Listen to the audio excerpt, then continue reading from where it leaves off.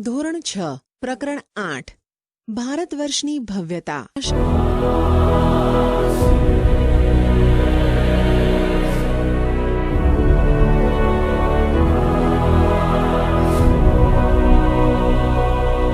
પાષાણકાળથી લઈને લગભગ 8મી સદી સુધીના પ્રાચીન ભારતના ઇતિહાસનું આપણે અધ્યયન કર્યું.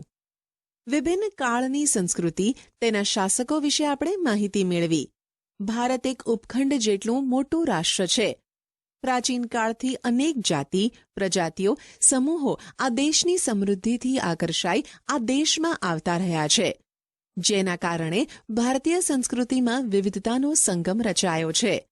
જવાહરલાલ નહેરુ, જેને વિવિધતામાં એકતા કહે છે, તેવા આ મહાન દેશની કલા અને સ્થાપત્ય તથા સમાજ જીવનની આપણે માહિતી મેળવીશું, જેનાથી પ્રાચીન ભારતની પ્રજાના ગૌરવશાળી વારસાની આપણને માહિતી મળી શકે. પ્રાચીન ભારત. ખેતી. આપણા દૈનિક જીવનની મોટા ભાગની ખોરાક માટેની તેમજ વપરાશની વસ્તુઓ આપણને ખેત પેદાશોમાંથી મળે છે. ખેતીની શરૂઆત પ્રાચીન ભારતમાં થઈ હતી. તે સમયમાં પણ ખેતી માટે વિવિધ ઓજારો અને સિંચાઈની વ્યવસ્થા હતી. પ્રાચીન સમયમાં ઘઉં, જવ, ડાંગર, જુવાર, બાજરી, તલ, વટાણા વગેરેની ખેતી થતી હતી. ઓજારો. હડપ્પા સંસ્કૃતિમાં ખેત ઓજારોમાં હળના અવશેષ મળ્યા નથી, પરંતુ હળ આકારનું રમકડું મળ્યું છે.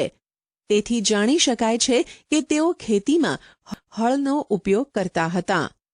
આશરે 2500 વર્ષ પહેલાના સમયથી ખેતી માટે લોખંડના સાધનોનો ઉપયોગ વધતો જતો હતો, જેમાં જંગલોને સાફ કરવા માટે કુહાડીઓ, હળના ફણા, ફાલનો પણ સમાવેશ થાય છે. આ ઉપરાંત દાતરડું, કુહાડાથી તેઓ પરિચિત હતા.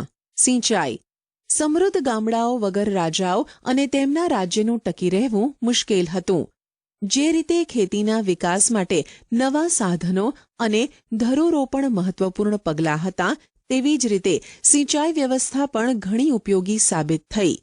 આ સમયે સિંચાઈ માટે નહેરો, કૂવા, તળાવો તથા કૃત્રિમ જળાશયો બનાવવામાં આવ્યા. પ્રાચીન ભારત. ગ્રામીણ જીવન.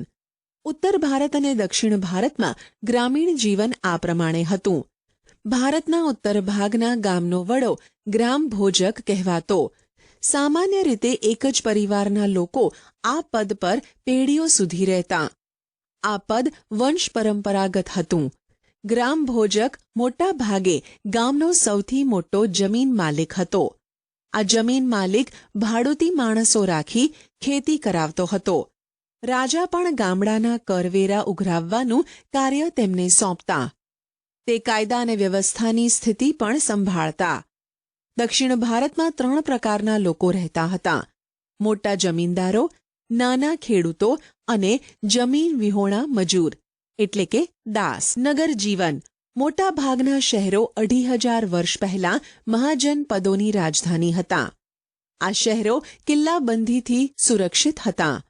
ઘણા શહેરોમાં વલયકૂપ પ્રાપ્ત થયા છે, જે કૂવા તરીકે ઓળખાતા. આ વલયકૂપ શૌચાલય, નીક અથવા કચરાપેટી માટે ઉપયોગમાં લેવાતા હતા. ગ્રામીણ અને નગરના લોકો ખોરાકમાં ઘઉં, જવ, ચોખા, દૂધ, દહીં, ઘી, ફળફળાદી તથા માંસ માછલીનો ઉપયોગ કરતા. પુરુષો અને સ્ત્રીઓ સામાન્ય રીતે 2 વસ્ત્રો પહેરતા. શરીરના નીચેના ભાગનું વસ્ત્ર નીવી અને ઉપરના ભાગનું વસ્ત્ર વાસ કહેવાતું. ક્યારેક ઉપરના વસ્ત્ર ઉપર દુપટ્ટા જેવું અધિવાસ લપેટતા. પ્રાચીન ભારતમાં કલા. ઇતિહાસવિદો કલાને 2 ભાગમાં વહેંચે છે: 1 લલિત કલા અને 2 નિદર્શન કલા.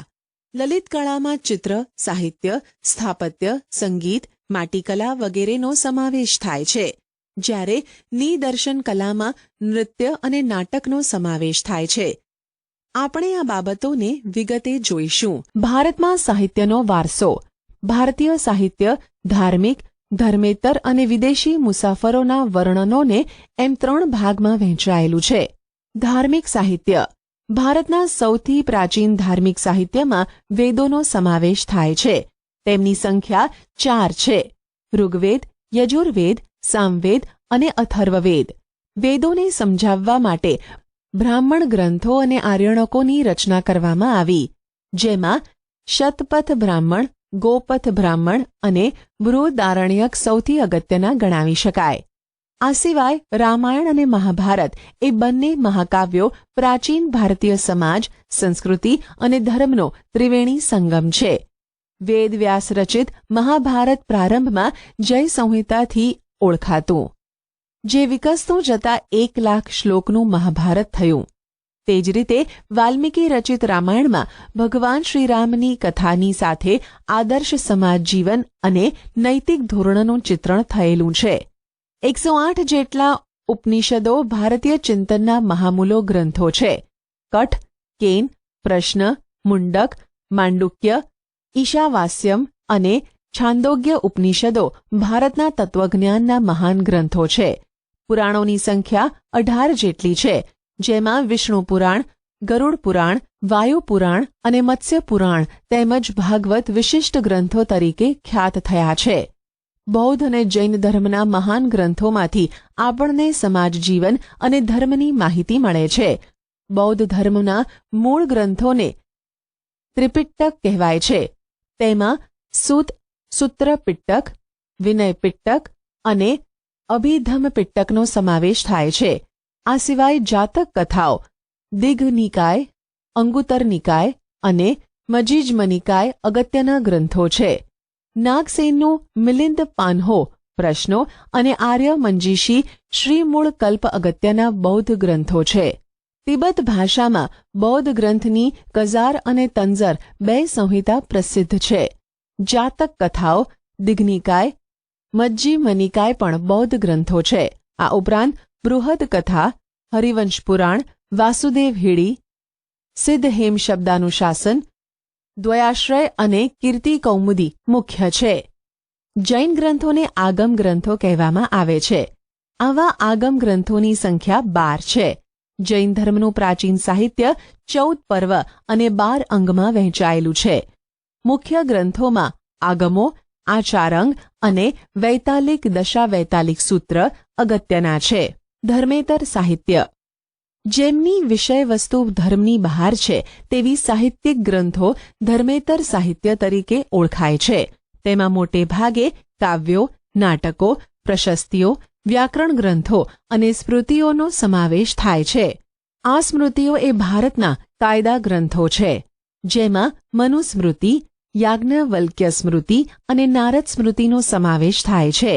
કૌટિલ્યનું અર્થશાસ્ત્ર પણ કાયદા ગ્રંથ છે.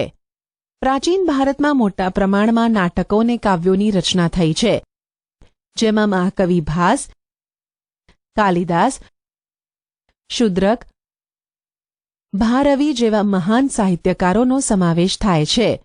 આવા અગત્યના મહાકાવ્યો અને નાટકોમાં અભિજ્ઞાન શાકુંતલમ, રઘુવંશમ, મેઘદૂતમ, કિરાતાર્જુનિયમ, સ્વપ્ન વાસવદત્તમ અને મૃચ્છકટિકમ વગેરેનો સમાવેશ થાય છે.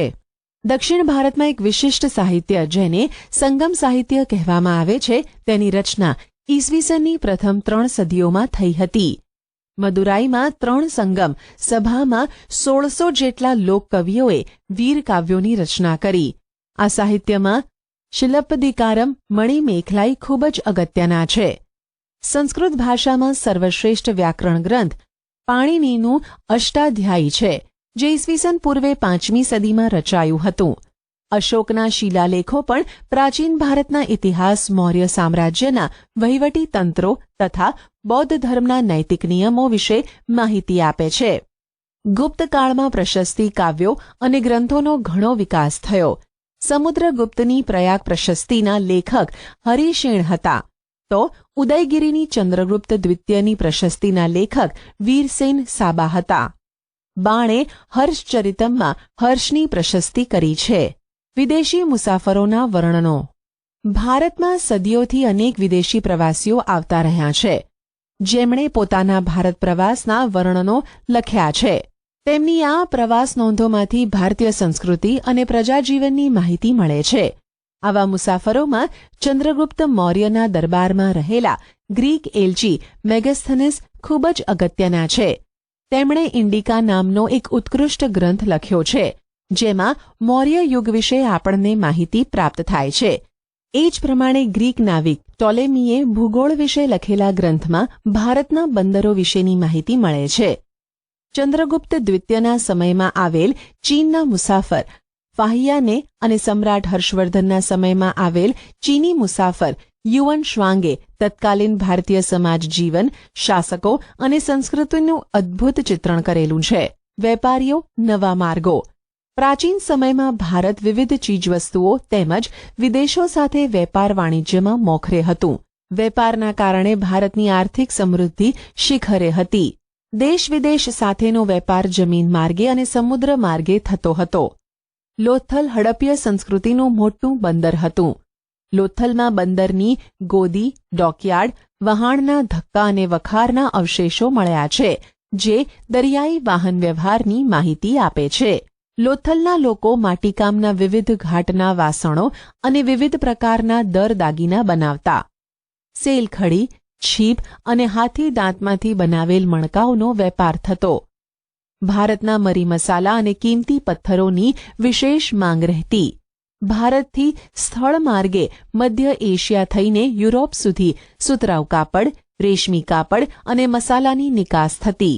ખંભાત, ભરૂચ, સોપારા અને તામ્રલિપ્તિ જેવા આંતરરાષ્ટ્રીય બંદરોના માધ્યમથી વિશ્વના પૂર્વ અને પશ્ચિમ ભાગમાં સુતરાઉ કાપડ, રેશમી કાપડ, મસાલા, તેજાના, ઇમારતી લાકડાની નિકાસ થતી, જ્યારે સોનું, ચાંદી અને અન્ય ચીજોની આયાત થતી. ચીનથી વેપાર અર્થે કેટલાક લોકો દૂરના વિસ્તારોમાં પગપાળા કે ઘોડા ઉપર જતા હતા. તેઓ સાથે રેશમ કાપડ પણ લઈ જતા હતા. તેઓ જે માર્ગે મુસાફરી કરતા હતા તે માર્ગ રેશમ માર્ગ એટલે કે સિલ્ક રૂટ તરીકે જાણીતો બન્યો હતો. મુખ્યત્વે ચીન, ભારત, ઈરાન, અરબસ્તાન, ગ્રીક અને રોમના વેપારીઓ આ વેપાર માર્ગ સાથે સંકળાયેલા હતા. દક્ષિણ ભારતના બંદરો કાળા મરી અને અન્ય તેજાનાની નિકાસ માટે જાણીતા મુખ્ય કેન્દ્રો હતા. પ્રાચીન ભારતમાં ચિત્રકલા. ચિત્ર મનુષ્યના મનોભાવને પ્રગટ કરતું વિશિષ્ટ માધ્યમ છે. સાથે સાથે તે જે તે સમયની વાસ્તવિક પરિસ્થિતિનું પણ ચિત્રણ કરે છે. ભારતમાં સૌથી જૂના ચિત્રો પાષાણ યુગના મળી આવે છે. મધ્યપ્રદેશમાં ભીમબેટકા નામના સ્થળેથી પાષાણ યુગના સમયની આદિમ જનજાતિએ દોરેલા 500 કરતાં પણ વધારે ચિત્રો મળી આવેલ છે, જે આજે પણ એટલા જ જીવંત છે. આ સિવાય અજંતા, ઇલોરા અને બાઘની ગુફાઓમાં તથા અમરાવતીમાં ભારતીય સંસ્કૃતિ સાથે સંકળાયેલા ચિત્રો મોટા પ્રમાણમાં મળી આવે છે. અજંતા ઇલોરાના ચિત્રો વિશ્વવિખ્યાત છે, જેમાં બુદ્ધની જાતક કથાઓ અને બુદ્ધની સાધનાને ચિત્રોમાં વ્યક્ત કરવામાં આવ્યા છે. પદ્મપાણીનું વિશ્વવિખ્યાત ચિત્ર ભારતીય સંસ્કૃતિનું ઘરેણું છે, તો ઇલોરાનું શિવ મંદિર એક જ શિલામાંથી કોતરેલું મહાન શિલ્પ છે. પ્રાચીન ભારતમાં શિલ્પ અને સ્થાપત્ય. હડપ્ય સભ્યતામાં જોવા મળતું નગર આયોજન એ ભારતીય સ્થાપત્યના વિશ્વપ્રસિદ્ધ નમૂના છે. એક સમાન નગર રચના, સ્નાનાગાર, અનાજના કોઠાર, ઔદ્યોગિક એકમો અને વરસાદી પાણીના પ્રબંધ સાથે સંકળાયેલા અનેક સ્થાપત્યો હડપ્ય સભ્યતા સાથે સંકળાયેલા છે, જે પ્રાચીન ભારતનો ઇજનેરી કળાનો ઉત્તમ નમૂનો ગણાય છે. આ સ્થાપત્યોમાં ગુફા સ્થાપત્ય, મંદિર સ્થાપત્ય અને મહેલોના સ્થાપત્યોનો સમાવેશ થાય છે. ગુફા સ્થાપત્યોમાં બારાબારની પહાડીઓ, નાસિકના ગુફાશિલ્પો, અજંતા ઇલોરા અને અમરાવતીના ગુફાશિલ્પોનો સમાવેશ થાય છે. શિલ્પકલામાં મૂર્તિકલાનો ભારતમાં પૂર્ણપણે વિકાસ થયો હતો. મૂર્તિકલામાં 2 કળા શૈલીઓ પ્રાચીન ભારતમાં પ્રચલિત હતી. એક ગાંધાર કલા, જે ગ્રીક અને ભારતીય કલા શૈલીનો સંગમ હતી. ઉત્તર પશ્ચિમ ભારતમાં અફઘાનિસ્તાનમાં આવેલા તક્ષશિલા અને ગાંધારમાં આ કલા શૈલીના અનેક નમૂના મળ્યા છે. તેમાં બુદ્ધની મૂર્તિઓ મોટા પ્રમાણમાં બની હતી. બુદ્ધની વિશાળ પ્રતિમાઓ આ કલા શૈલીમાં બામિયાન અને ચારસડ્ડામાં જોવા મળે છે. 2. અન્ય કલા શૈલી સંપૂર્ણ ભારતીય છે, જે મથુરા કલા તરીકે ઓળખાય છે. તેમાં પણ સૌપ્રથમ બુદ્ધની મૂર્તિઓ બની. ત્યારબાદ મથુરા કલાશૈલીમાં હિન્દુ દેવી દેવતાઓની મૂર્તિઓ બનવા લાગી. અમરાવતી, અજંતા, નાસિક, સારનાથમાં પણ મૂર્તિકલાના નમૂના પ્રાપ્ત થયા છે. સ્તૂપો અને વિહારો. બૌદ્ધ ધર્મના સ્થાપત્યમાં સ્તૂપ, ચૈત્ય અને વિહારોનો સમાવેશ થાય છે. ગૌતમ બુદ્ધના નિર્વાણ બાદ તેમના જીવનની યાદગીરી રૂપે સ્તૂપ નિર્માણ શરૂ થયું.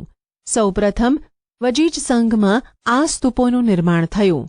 સ્તૂપ એટલે નાના ગુંબજ આકારનું અંડાકાર સ્થાપત્ય, જેમાં મધ્યમાં બુદ્ધના અવશેષોને ડાબડામાં રાખવામાં આવતા અને બૌદ્ધ ધર્મીઓ ત્યાં ધ્યાન ધરતા. પછીથી સ્તૂપો ભારતમાં મોટા પ્રમાણમાં બનવા લાગ્યા, જેમાં અશોકનો સાંચીનો સ્તૂપ, લુંબિનીનો સ્તૂપ, સારનાથનો સ્તૂપ ખૂબ જ અગત્યના છે. અશોક પછીના સમ્રાટોએ પણ સ્તૂપ નિર્માણની પરંપરાને જાળવી રાખી. સાંચીના સ્તૂપ ફરતે કાષ્ઠ નિર્માણ કરવાનું કાર્ય શુંગ વંશના રાજાઓએ કર્યું. કનિષ્કે પુરુષપુર, પેશાવરના એક વિશાળ સ્તૂપ, જેને શાહજી કી ડેરી કહેવામાં આવે છે, તેનું નિર્માણ કરાવ્યું. સ્તૂપની આસપાસ પ્રદક્ષિણા પથ હોય છે. ચૈત્યો પણ પછીથી બૌદ્ધ કલાનું બહુ જ મોટું કેન્દ્ર બન્યા.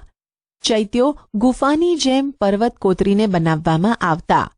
ચૈત્યોમાં ગુફામાં જ હારબંધ સ્તંભો, દરવાજા, વિશાળ પ્રાર્થના મંડપ વગેરે કોતરીને તેને મંદિરનો આકાર આપવામાં આવતો તથા પ્રાર્થના ગૃહ તરીકે તેનો ઉપયોગ થતો.